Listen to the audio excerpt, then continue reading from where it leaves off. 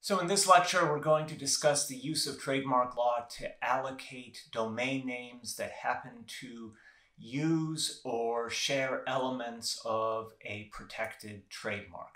And there's an underlying question there outside of the substantive one, which we will discuss in class, as to whether or not trademark owners deserve to have some kind of priority for domain names that happen to share characteristics with their marks. But in addition to that, the question that to whatever extent we decide that trademark holders ought to have priority for their marks as domain names, is trademark law a good fit for performing the function of allocating those domain names? And so imagine we have a company named Alligator, and a critic of the company registers alligator.net. And Alligator Gaming, let's say it's a gaming company, and they operate at alligator.com. Now, what are the normal kind of trademark claims you could bring in that situation? Well, we have certain issues if we try to use a basic trademark likelihood of confusion claim under the Lanham Act. For example, there's unlikely to be any kind of confusion on that page. And then we have questions about whether or not the jurisdiction in question recognizes theories like initial interest confusion, whether or not you can have a likelihood of confusion based on the domain names alone. And then you have other kinds of factors going as to like market proximity, actual confusion that may be difficult for the company to prove. We also have First Amendment considerations and the potential issues of using trademark law in this manner, questions of whether or not the critic is engaged in a commercial use, whether or not we have issues about where in the domain name the trademark is being used. For example, is it part of the top-level domain name, or is it, the name of a file somewhere along the way? And you may also have, depending on the mark, efforts to use dilution law to get after this. And so when you kind of go through those considerations, you can see right away that there are certain issues with using trademark law as we have studied it up to this point. That there's a lot in the context that would suggest that there is no traditional likelihood of confusion. Nonetheless, there was a very strong intuition on the part of the courts that trademark holders should have some kind of priority for their trademarks when used as domain names. And when push came to shove, what you often saw was courts sort of manipulating the factors or manipulating the cause of action to find a way to allow trademark holders to police the use of their marks as domain names. And this coincided with the rise of initial interest confusion as a theory of infringement that became particularly popular in cases involving the internet. So around the same time, Congress passes the Anti-Cybersquatting Consumer Protection Act. And what does ACPA do? It provides a cause of action for trademark holders to go after domain names that are identical or, quote, confusingly similar to a mark with a bad faith intent to profit. And so what's interesting about this is that there is no need to show a likelihood of confusion as to source or sponsorship or what have you. And that means there is less context required of a plaintiff if they are to prevail in an ACPA claim. And ACPA also provides in personam and in rem causes of action. So there's the possibility of going after the domain name in the location where the domain name is registered, even if this purported cyber squatter cannot be found. And so if you go through ACPA, you see a whole slew of bad faith factors, and they're on the screen for you to review. Whether the defendant has any trademark or other IP rights in the domain names, whether or not the domain name is the defendant's name or identifier. So certain factors going to this notion that maybe the defendant has some reason for wanting to use this mark in particular, and maybe has some kind of legal right to the name, or alternatively has some kind of what we'll later study as being a fair use or some kind of non-commercial reason for using this particular domain name. And if they do, then that would defeat any particular finding of bad faith, as you see in some cases arising under the ACPA. Factors that go to bad faith, however, are things like trying to arbitrage the domain name, doing the kinds of activities that look like you're engaged in quote-unquote cyber squatting or some kind of arbitrage designed to get the trademark holder to pay you a little bit extra or to pay you something because you managed to get the domain name first. And of course, we can quibble about whether this kind of activity is detrimental or contemptible or something that the law ought to police, but Congress makes the decision, consistent with what judges were doing prior to ACPA, that indeed trademark holders ought to have priority to their marks as domain names. But all that said, bad faith intent described under the paragraph is not to be found in any case where the court determines that the person believed and had reasonable grounds to believe that the use of the domain name was a fair use or otherwise lawful. And so there is some sort of carve-out here for favored uses of mark and opening the door for critics of trademark holders and gripe sites and the like to operate, notwithstanding the existence of ACPA. And indeed, a lot of the early cases that seem to stretch trademark law a little too far went after these kinds of uses, these kinds of gripe sites, and courts have become increasingly sensitive to that concern, and that concern was indeed part of ACPA. Okay, and so how does ACPA work in operation? So an early case involving the statute is called Sporty's Farm versus Sportsman's Market Incorporated. And their Sportsman's is a catalog company for pilots and aviation buffs, and they use the Sporty logo. A company named Omega decides to enter the market, and they registered sporties.com. So before Sportsman's is able to do that. They then transfer the domain name to their subsidiary, Sporty's Farm, and they have this story that they come up with for how they came up with a name, about a childhood dog, and the court says, that's more amusing than it is credible. So it's important to note that these guys look like cyber squatters for purposes of the drafters of the ACPA and the judges who were using trademark law to protect trademark holder priority to trademark-focused domain names at the time. So again, regardless of what you think about whether cyber squatting is a good, bad, or neutral activity, the activities of the defendant here sure look consistent with what the courts have already been saying and what Congress is now saying is a problematic activity. What the defendant is doing here is they're using the mark to advertise Christmas trees, and they say they have a Christmas tree farm. And so here on the screen, I have what the website looked like back in 1996 from the Internet Wayback Machine. And this is what the Sportsman's site looked at soon after they got a hold of the mark prevailing in this litigation.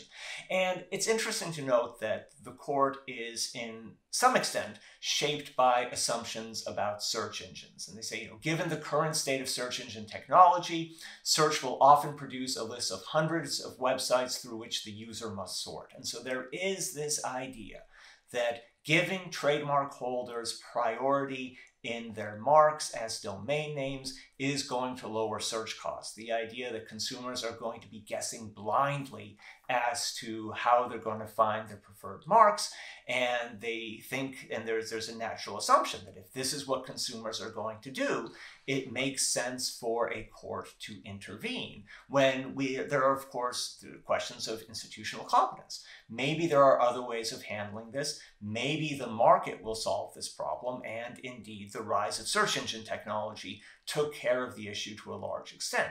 So it's interesting to note that to the extent that we had a problem here, it is one that was significantly ameliorated as time went on by technology. And that leaves open the question of the role of statutes like ACPA in the modern internet environment. Nonetheless, the court proceeds to apply the ACPA factors, asking whether the plaintiff has a distinctive or famous mark, and the trial court said both.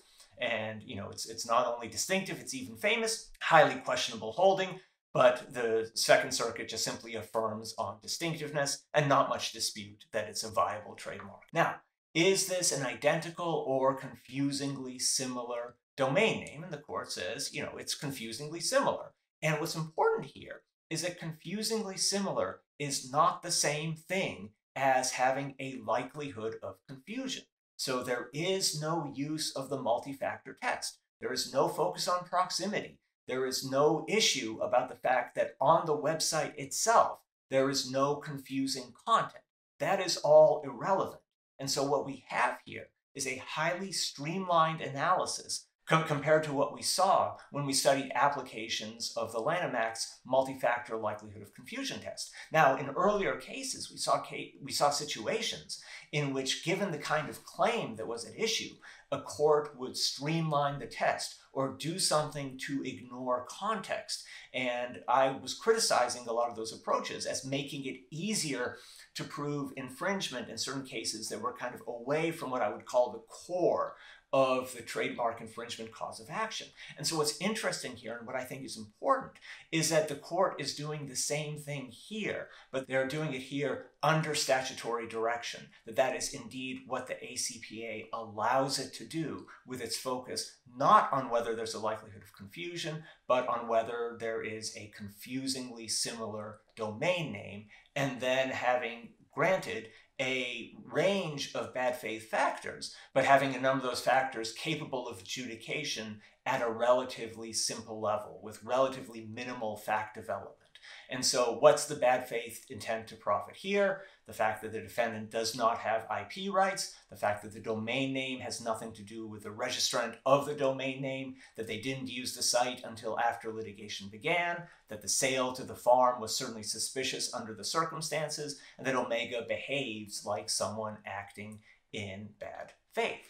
And so contrast the result in Sporties to a case like Lamparello versus Falwell, where Lamparello, a critic of Jerry Falwell, registers falwell.com using an extra L in the name and uses that site specifically for criticism of Jerry Falwell and some of the expressed beliefs of Jerry Falwell. And when you compare the site of Lamparello and the site of Jerry Falwell at the time, there would certainly have been no similarity, no basis for finding a likelihood of confusion. But the thing, and while that's arguably true in the Sporties case as well, what's different here is the rationale for selecting a mark that is similar to that of Falwell, the court recognizing that Falwell has trademark rights in his own name, and saying that there's no bad faith intent to profit here. The site is used for criticism. And the fact that there's a link to an Amazon page on the site doesn't negate its non-commercial nature. It's primarily there for criticism of Jerry Falwell. And even for-profit criticism or commentary is not necessarily bad faith. And also, we have no activities that are characteristic of what people would call cyber squatting. There's no attempt to register other sites. There's no attempt to sell the page to Falwell. There's also an infringement claim in this case as well. And there the court says no one could possibly be confused about the pages. And so going against the idea that confusion should be measured at the level of the domain name, which is a problematic move a number of cases made relatively early in the internet era. And here the court is carefully focused on the idea of what is on the pages themselves, and there's nothing confusing there. And the court takes a very dim view of the possibility of using initial interest confusion theory. Its viability in our circuit is questionable, but you would need to have some kind of financial incentive to do it. That theory ought not to be used to quash gripe sites, and that indeed is the kind of site that's at issue in Lamparello. So is the ACPA an improvement over the use of traditional infringement analysis? And so here I think there's a real argument to be made for the way the ACPA handles matters. And my argument would be this, is that there is a strong intuition, and you saw it in the pre-ACPA trademark cases involving domain names as trademarks as domain names. And there's this very strong intuition that trademark holders ought to have priority to those domain names. And so once you have that intuition, it's very hard to fight. Just like once you have the intuition that a trademark holder should control the market in merchandise for the trademark term, it's kind of hard to fight that intuition once people have it and it's strongly ingrained. And what we saw when we were discussing likelihood of confusion is that courts take that intuition and they run with it. And they run with it notwithstanding traditional trademark law, notwithstanding the way the multi-factor test is normally applied. And so because they have that intuition, they will do what they need to do to get to the result that conforms to their intuition. And it causes some damage to precedent as to how the multi-factor test is supposed to work. It creates mischief that appears in other cases that don't necessarily involve the intuitive claim that favors the trademark holder.